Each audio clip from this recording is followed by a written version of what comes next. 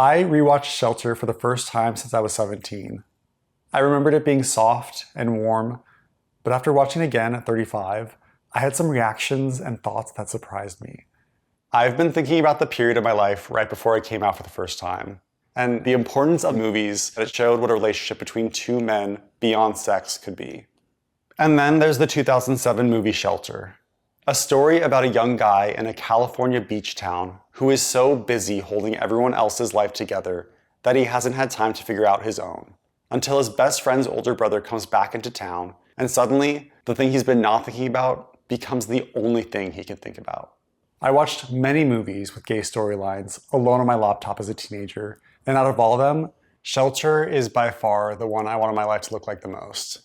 The way my life has actually gone so far, I'm still figuring out how much of that gap is the movie's fault for setting an expectation, and how much of it is on me. Zach is in his early 20s, and his entire life seems to be helping his sister Jeannie by watching her son. There's a scene early in the film of him outside painting the Vincent Thomas Bridge with this beautiful pink sunset. And a lot of gay movies would have you believe that a small town is something you need to escape from. But Shelter makes San Pedro look stunning.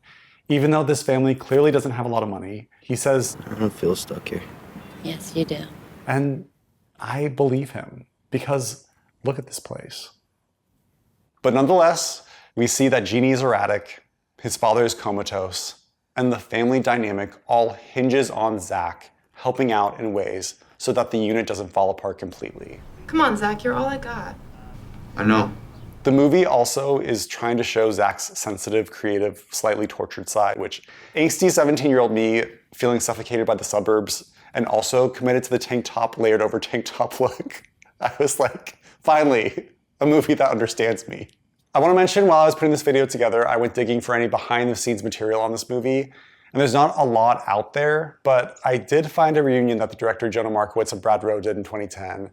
And a Google Hangout Trevor Wright did with fans in 2013. I'm just here in Los Angeles, hanging out. Nice, sunny, beautiful day. Can't complain. And there are some details from that I'd like to weave in as we go along. The first one being the idea for Shelter came to the director when he was watching two guys throw a frisbee at sunset. They were silhouetted because the sun was going down, so I could only see their silhouettes, and I couldn't tell if they were brothers or father and son or lovers or friends. There was just no way to tell, and it just so didn't matter, and that like all came together, and I realized that that's what I wanted to do, was to create this story about family that didn't have being gay at the forefront of it. I think that's part of why this movie struck me at 17.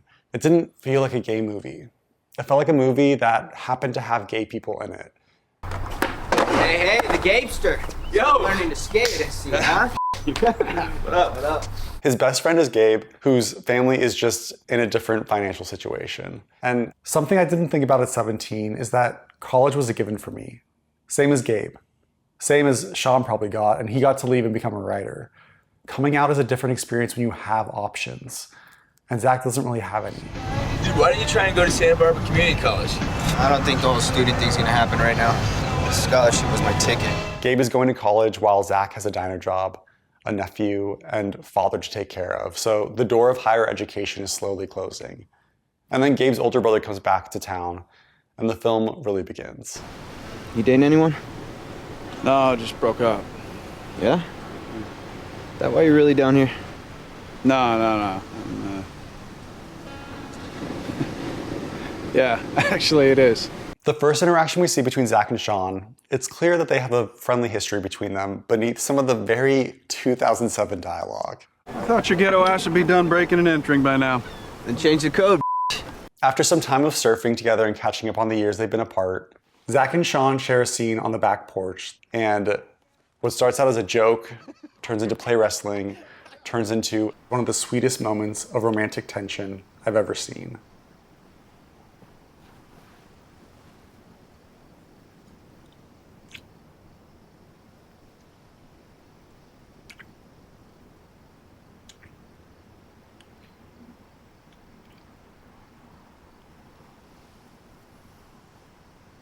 Ooh. I love how the intimacy between them is both shown physically and emotionally. And at 17, that normalcy meant a lot to me. When you get into a bed 18 inches from their face, looking into their eyes for 2 hours, that's intimate. Much harder work than this scene where we're ripping each other's clothes off running up the stairs, which is very climactic and fun. But, I find, whether it's gay or straight work that you're doing, really sort of connecting with a person. Because when the cameras are that close and you are that close, as they say, the eyes are the window into the soul. You as an audience, you can tell someone's lying. As a teenager watching this movie, I felt really aware for the first time of a closeness between two men and a closeness that grows as they spend time with each other, with sex as a representation of that closeness and the sex not being the end goal, or the characters not being punished in some way. A lot of gay film at that time was really sexually charged, and a lot of it ended in tragedy. But in Shelter, I felt the surfing scenes were as important, if not more important, than the one sex scene we got. I love how Sean is patient and emotionally generous with Zach, and this movie was showing me that there might be someone I could want that way, and who could want me back that way. And that I was the one making sure it stayed hypothetical by keeping quiet.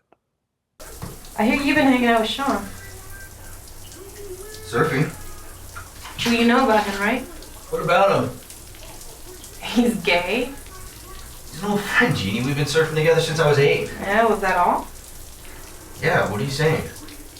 Nothing. Jeannie is constructed with a ruthlessness that frustrated me on rewatch.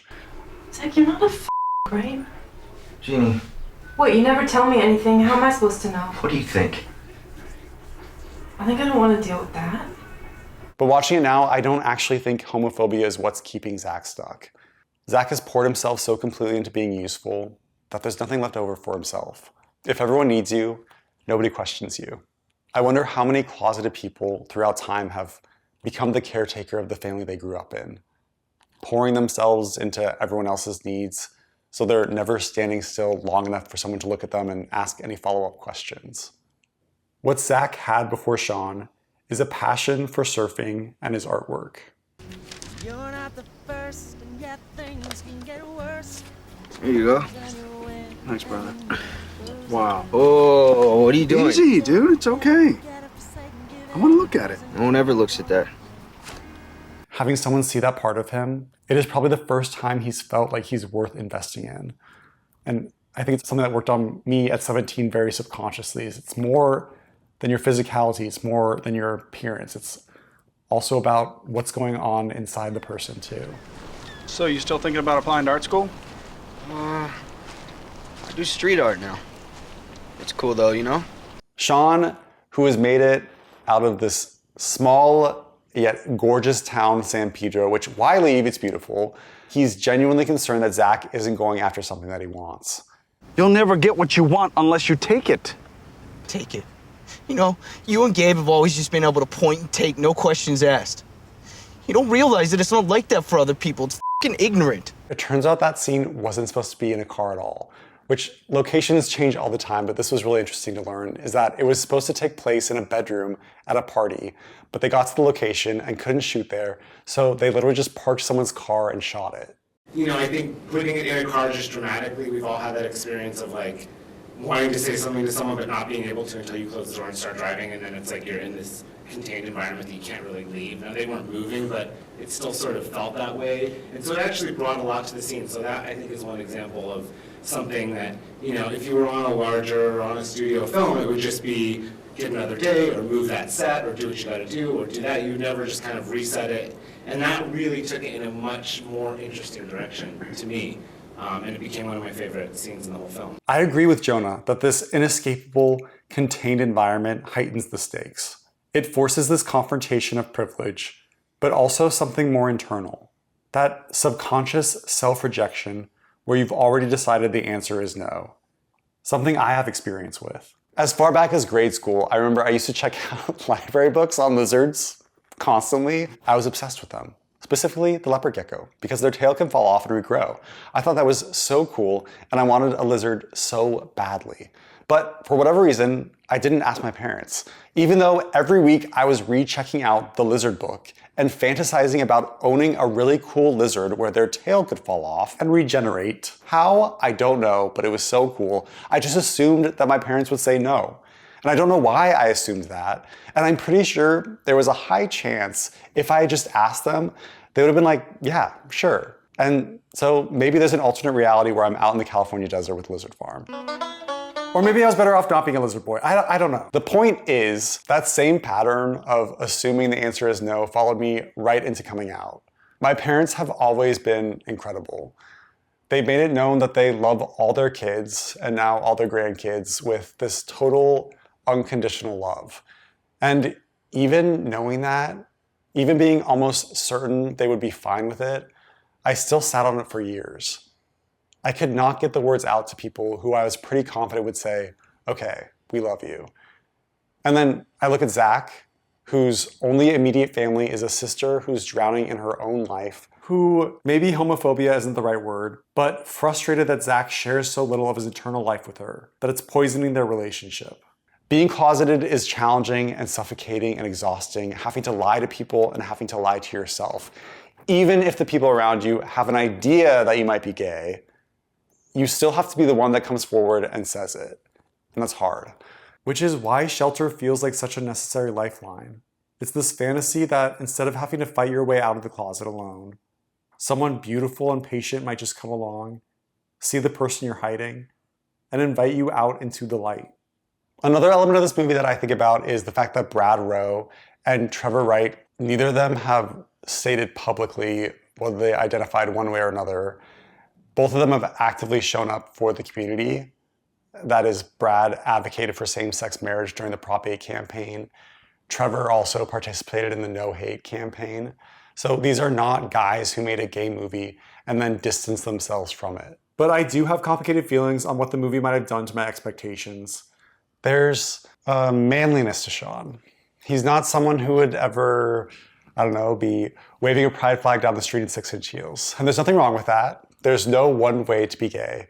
But even the way Sean encourages Zach to apply to CalArts has this big brotherly quality to it that isn't quite sexual. It was something that Jonah, the director of Shelter, wanted to work on, because it wasn't necessarily being a gay character or not a gay character. So we, kind of wanted to experience it for the first time and just kind of have this connection more so if it was, a woman or man or what. And so it was more just a friendship and this connection and being intrigued with this person. And it was fun. It was fine. We had a blast doing it. There is tenderness and love between them, but this version of desire between two gay men is very contained, unthreatening, like, oh, it's just two bros who like to surf together and occasionally sleep together. And I understand that this is 2007. To have a gay storyline represented by straight men is still powerful and important. And even now, I'm not upset at the idea of straight men playing gay roles. Then I think about what Jonah said about those Frisbee guys at Sunset.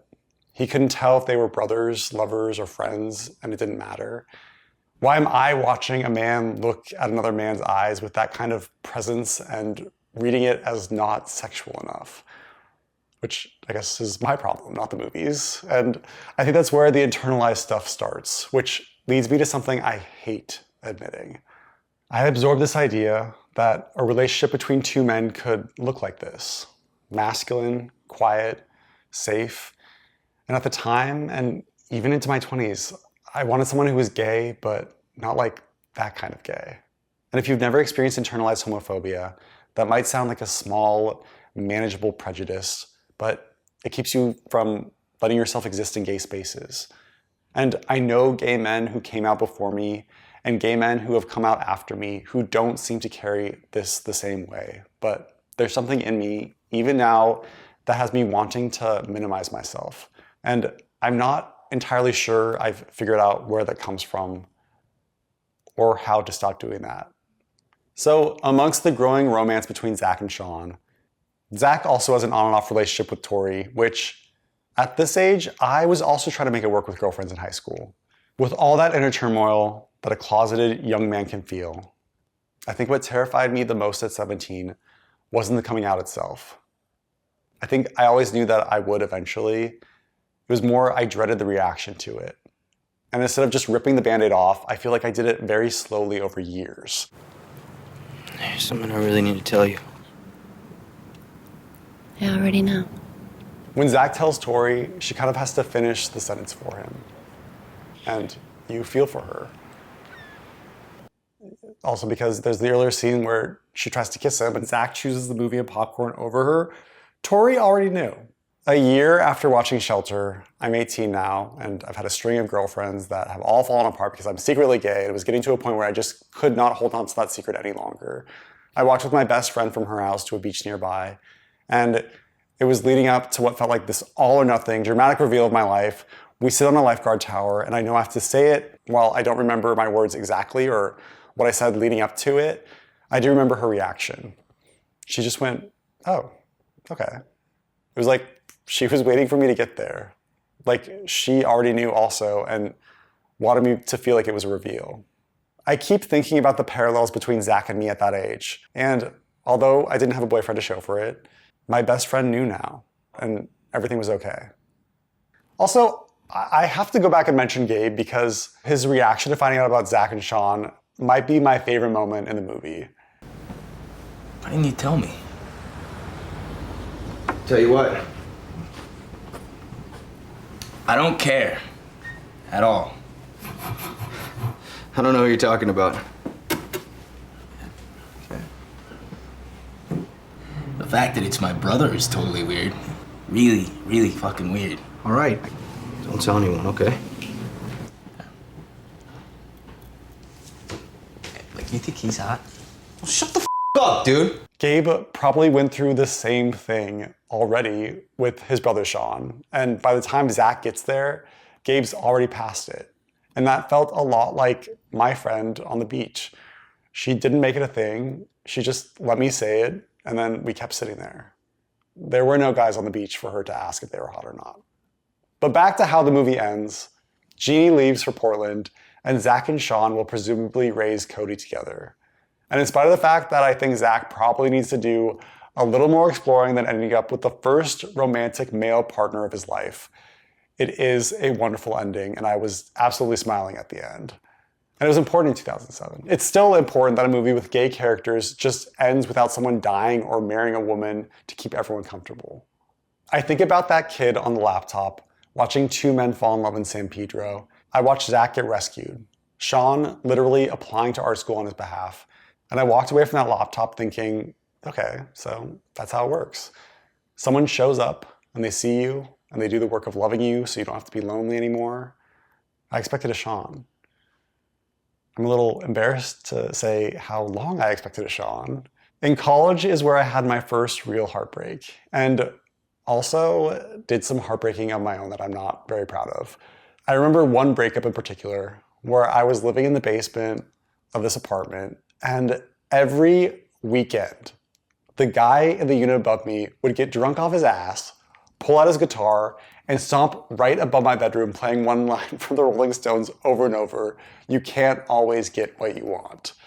Just that line on repeat. And although my life hasn't played out the way I imagined relationship-wise, sorry 17-year-old me, I will say that my life has been simple and easy in most ways, and I'm grateful for that.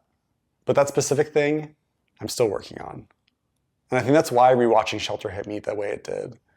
Because the movie showed me what that could look like at 17. And I believed it. And I still believe it. Is there going to be a Shelter 2? That's the big question everyone's asking, huh? Unfortunately, some things are just better off leaving to the first one and not doing a sequel to. It would be nice. A lot of people want it, Never say never. Shelter ends right when the actual work starts. The years of figuring out who you are when your biggest obstacle isn't the closet anymore. That's the part I'm in, and I guess the part I'll be in for the rest of my life. I'm giving Shelter a 9 out of 10. I didn't expect to rewatch a movie from 2007 and have to reckon with the fact that coming out was one of the hardest things I've ever done. And it still didn't mean that everything after was going to come easy or naturally, or that some surfer, was going to roll off his board and fall in love with me. And even outside of my own sentimentality for this movie, I'm stunned by these actors' raw and grounded performances. However, I'm most stunned by Jonah Markowitz's warm and kind and distinctive voice didn't lead to larger projects. If you watched the movie at a young age, that shaped how you thought your life was supposed to go, and you revisited it, I'd like to hear what movie that was, what happened, and if you have not revisited it yet, maybe you should.